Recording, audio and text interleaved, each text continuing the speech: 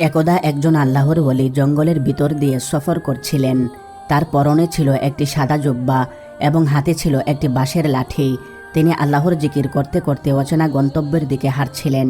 হঠাৎ গাছপালার ফাঁক দিয়ে বেরিয়ে এলো এক বিশাল দেহী বাঘ। তার চোখ দুটো আগুনের মতো লাল ছিল। সে দাঁত বের করে গর্জন করতে লাগলো, কিন্তু আল্লাহর ওয়ালি কোনো ভয় পেলেন না। তিনি একদম স্বাভাবিক ছিলেন। তখন বাঘ গর্জন করে তার সামনে এসে দাঁড়ালো এবং বিশাল থাবা তুলে আঘাত করার জন্য প্রস্তুতি নিচ্ছিল। তখন আল্লাহর ওয়ালি হাসি মুখে বাঘের দিকে তাকিয়ে বললেন, হে আল্লাহর সৃষ্টি, তুই যদি ক্ষুধার্ত হয়ে থাকিস তাহলে আমাকে খেয়ে ফেল, কিন্তু মনে রাখিস আমি তো সেই প্রভুর গোলাম যার আদেশ ছাড়া একটি পাতাও নড়ে না, যার নির্দেশ ছাড়া তোর অস্তিত্ব হতো না।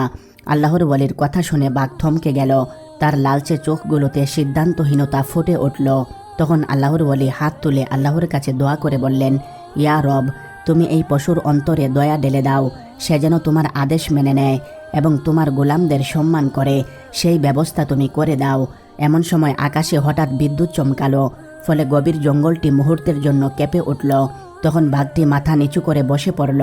তার আগুনের মতো চোখ দুটি এখন শিশুর মতো নম্র হয়ে এসেছে। মনে হচ্ছিল সে আল্লাহর ওয়ালির দাসত্ব মেনে নিয়েছে। তখন আল্লাহর ওয়ালি বাঘকে বললেন, তুই এখন থেকে আল্লাহর আদেশে আমার সঙ্গী। যেই পথে আমি যাব তুই আমার পাহারাদার হবি, তবে মনে রাখ কখনো কারো উপর অন্যায়ভাবে আক্রমণ করবি না। এই কথা শুনে বাঘ বলল, আপনার সঙ্গী হওয়া আমার জন্য সৌভাগ্যের ব্যাপার, কিন্তু সমস্যা হলো আমি হচ্ছি বনের হিংস্র প্রাণী। আমি যদি আপনার সঙ্গী হই তাহলে বিষয়টা অস্বাভাবিক লাগবে। মানুষ ভয়ে আপনার কাছ থেকে দূরে পালাবে, যার কারণে ইসলামের দাওয়াতে ব্যাঘাত ঘটবে। এটা শুনে আল্লাহর ওয়ালি বললেন, ঠিক আছে, তুমি যৌক্তিক কথাই বলেছ, আমি একাই চলে যাচ্ছি। তবে তোমার প্রতি আমার উপদেশ হলো, যতদিন বেঁচে থাকবে অন্যায়ভাবে কোনো মানুষের ওপর আক্রমণ করবে না। আল্লাহর ওয়ালির কথা শুনে বাঘটিও মাথা নেড়ে সম্মতি দিল। অতঃপর আল্লাহর ওয়ালি আবারও ভ্রমণ শুরু করলেন। চলতে চলতে কিছু দূর যেতেই হঠাৎ কয়েকজন ডাকাত ঘিরে ফেলল।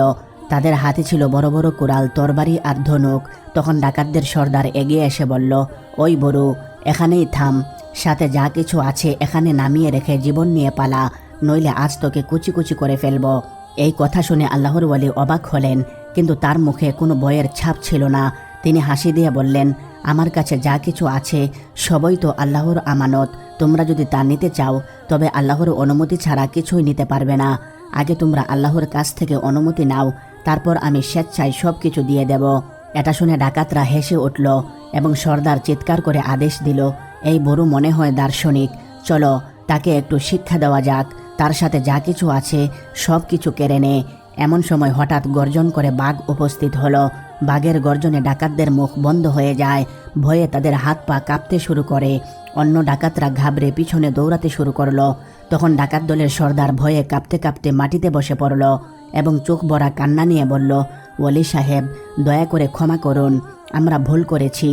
আপনার জন্য এই বাঘটি খোদার পক্ষ থেকে সৈনিক, এটা আমি ভালো করে বুঝে গেছি, দয়া করে আমাদেরকে ক্ষমা করে দিন।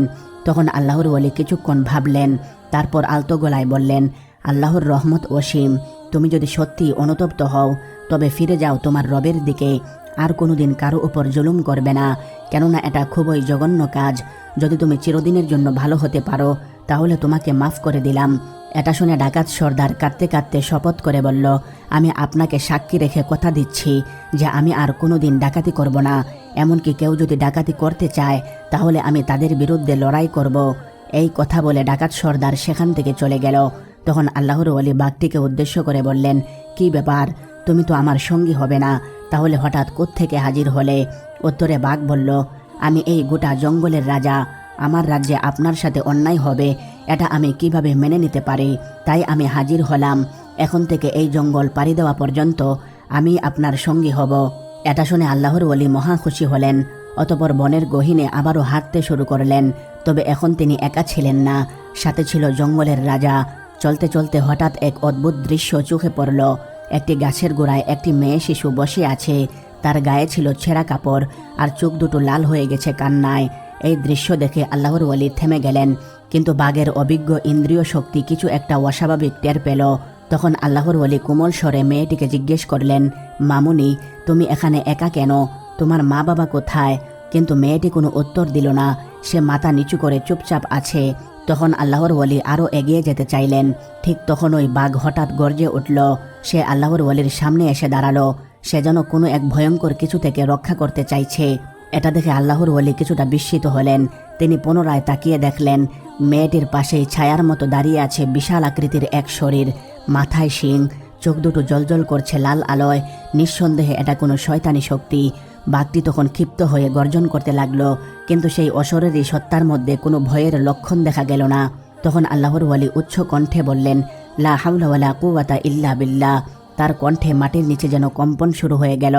বনের সব পাখিরা থেমে গেল, এমনকি বাতাস পর্যন্ত স্তব্ধ হয়ে গেল। কিন্তু শয়তানি পিশাচ তখন মৃদু হেসে মেয়েটির শরীরে মিশে গেল। সঙ্গে সঙ্গেই শিশুটি ভয়ানক কণ্ঠে বলে উঠল, হে বড় দার্শনিক, এই বনের নিয়ন্ত্রণ এখন থেকে আমার। এখানে তুমি বেঁচে থাকতে পারবে না, আর তোমার সঙ্গী বাঘের জীবনও আজ বিপন্ন হবে। তুমি যদি আজ রাতের মধ্যেই এই বন থেকে না পালাও, তাহলে তোমার রক্ত দিয়ে এই ভূমি রঞ্জিত হবে। এটা শুনে আল্লাহর ওয়ালি বললেন, আমরা আল্লাহর গোলাম, মৃত্যুর ভয় আমাদের কখনো পিছু টানে না। শুধুমাত্র আল্লাহর ইশারাতেই আমরা বাঁচি মরি। তখন চারদিক থেকে ছায়া বেরিয়ে আসতে শুরু করলো। প্রত্যেকটি ছায়া মানুষের মতোই ছিল, কিন্তু কোনোটা মুখহীন, আবার কোনোটা চোখহীন। সংখ্যায় তারা এত বেশি ছিল যে বাঘের শক্তিতেও বাধা দেওয়া সম্ভব হয়ে উঠল না। এমন সময় হঠাৎ আকাশের এক কোণে আলোর রেখা দেখা দিল। সেই আলোর ফাঁকে ভেসে উঠল এক মৃদু কণ্ঠ, হে আল্লাহর বন্ধু, ধৈর্য ধরো, পরীক্ষার আগুনে পড়ে তবেই তো খাঁটি সোনা বের হয়। এটা শুনে আল্লাহর ওয়ালি বুঝে গেলেন যে তিনি এখন এক ভীষণ পরীক্ষার সম্মুখীন হতে যাচ্ছেন। সঙ্গে সঙ্গে তিনি মাটিতে সেজদায় লুটিয়ে পড়লেন। তখন ভূমি কাঁপতে শুরু করল। মেয়েটির শরীরে থাকা শয়তানি পিশাচ ধীরে ধীরে এগিয়ে এলো। অতপর সে আগুনের মতো এক অদৃশ্য শিখা ছুঁড়ে মারল। হঠাৎ আল্লাহর ওয়ালি সিজদা থেকে মাথা উঠালেন। সঙ্গে সঙ্গে তার কপাল থেকে এক নূরের রেখা ছড়িয়ে পড়ল। তিনি চোখ দুটি বন্ধ করে মনে মনে বলছিলেন, ইয়া নূরু, ইয়া কুদ্দুসু, ইয়া জব্বারু, ইয়া কাহার। তখন তার দেহের চারদিকে এক স্বচ্ছ নূরের গোলক তৈরি হয়ে যায়। সেই আলো এমন উজ্জ্বল যে অশুভ শক্তি তা সহ্য করতে পারছিল না। ফলে শয়তানি পিশাচ আর মেয়েটির দেহের মাঝখানে ফাটল ধরতে লাগলো। মেয়েটি কাঁপতে কাঁপতে মাটিতে লুটিয়ে পড়ল, আর শয়তানি ছায়া আলাদা হয়ে ছটফট করতে লাগলো। ঠিক তখনই আল্লাহর ওয়ালি এক হাত তুলে আকাশের দিকে তাকিয়ে বললেন, ইয়া আল্লাহ, আমি অসহায়, একমাত্র তুমিই সহায়। আমি দুর্বল, কিন্তু তুমি শক্তির উৎস। তুমি এই অভিশপ্ত শয়তানি পিশাচকে ধ্বংস করে শিশুটিকে মুক্ত করো।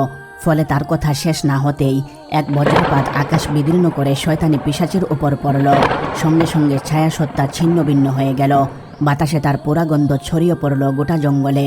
অতপর আল্লাহর ওয়ালি মেয়েটির কাছে গিয়ে ফরিয়াদ করলেন, হে আল্লাহ, তুমি এই নিষ্পাপ প্রাণকে সুস্থ করে দাও, যেন এটা তোমার রহমতের নিদর্শন হয়। সঙ্গে সঙ্গে মেয়েটি তার চোখ মেলল। তার চাহনিতে আর কোনো অশুভ ছায়া নেই, বরং এক ধরনের অব্যক্ত মমতা এবং বিস্ময় ফুটে উঠল। তখন আল্লাহর ওয়ালি মহান প্রভুর শুকরিয়া আদায় করলেন এবং মনে মনে বললেন, আল্লাহুম্মা সাব্বিত আকদামানা আলাল হক, অর্থাৎ হে আল্লাহ, আমাদের কদম সত্যের উপর স্থির রাখো। অতপর আল্লাহর ওয়ালি মেয়েটিকে নিয়ে জঙ্গল থেকে বেরিয়ে আসলেন এবং চলতে চলতে এক বিস্তীর্ণ মাঠে গাছের নিচে বসে বিশ্রাম করার সিদ্ধান্ত নিলেন। তখন আল্লাহর ওয়ালি মেয়েটিকে জিজ্ঞেস করলেন, তোমার নাম কি মামনি? মেয়েটি ফিসফিস করে বলল, আমার নাম সালমা। তখন আল্লাহর ওয়ালি আবারও বললেন, সালমা, তুমি এখন সম্পূর্ণ নিরাপদ। আল্লাহ তাআলা তোমার সঙ্গে আছেন। এখন বলো তো, তুমি এখানে কিভাবে এসেছিলে? তখন সালমা চোখ নামিয়ে বলল, আমার মা বাবা আমাকে পাথরের মতো ফেলে দিয়েছে। তারা বলেছিল আমি নাকি অশুভ। আসলে জন্ম থেকেই আমি অদ্ভুত আচরণ করতাম, আর মাঝে মাঝে আমার শরীর নিজের নিয়ন্ত্রণে থাকতো না, তাই তারা এমনটা করেছে। এই কথা শুনে আল্লাহর ওয়ালির চোখ ভিজে উঠল। তিনি জানতেন এমন ছোট শিশুদের অনেক সময় জিন বা শয়তানি শক্তি পেয়ে বসে। তখন তাদেরকে ত্যাগ করে মানুষেরা এক ভয়ঙ্কর অপরাধ করে। তখন তিনি সালমার জন্য দোয়া করে বললেন, ইয়া লতিফ, তুমি যার অন্তরে রহমত দিয়েছ তাকে এক মুহূর্ত একা রেখো না। এমন সময় হঠাৎ কয়েকজন দরবেশের একটি কাফেলা আগমন করল। তারা এসেই আল্লাহর ওয়ালিকে সালাম করল। অতপর তাদের দলের প্রধান দরবেশ বললেন, সুবহান আল্লাহ, আপনি কি সেই ব্যক্তি যার নাম শুনে বহু দূর থেকে আমরা এসেছি? একটি বাঘ নাকি আপনার পাহারাদার ছিল? এটা শুনে আল্লাহর ওয়ালি হাসলেন এবং বললেন, পাহারাদার তো কেবল আল্লাহ তাআলা। তিনি যখন কাউকে হেফাজত করেন তখন বাঘও সেনাপতি হয়ে দাঁড়ায়। দরবেশরা তখন সালমাকে দেখে বিস্মিত হলো এবং তারা সিদ্ধান্ত নিয়ে বলল, মেয়েটি যতদিন সম্পূর্ণ সুস্থ এবং স্বাভাবিক হচ্ছে না, ততদিন আমরা তাকে আমাদের সাথে রাখতে চাই। এই প্রস্তাব শুনে আল্লাহর ওয়ালি মেনে নিলেন এবং বললেন, ইনশা আল্লাহ। একদিন এই মেয়ে এমন কিছু করবে যা বহু মানুষের হৃদায়তের কারণ হবে। অতপর দরবেশরা সালমাকে সাথে নিয়ে চলে যায়। প্রিয় বন্ধুগণ, আজকের মতো এই পর্যন্তই। ভিডিওটি ভালো লাগলে একটা লাইক দিবেন, আর দ্বিতীয় পর্ব দেখতে চাইলে কমেন্ট বক্সে জানিয়ে দিবেন।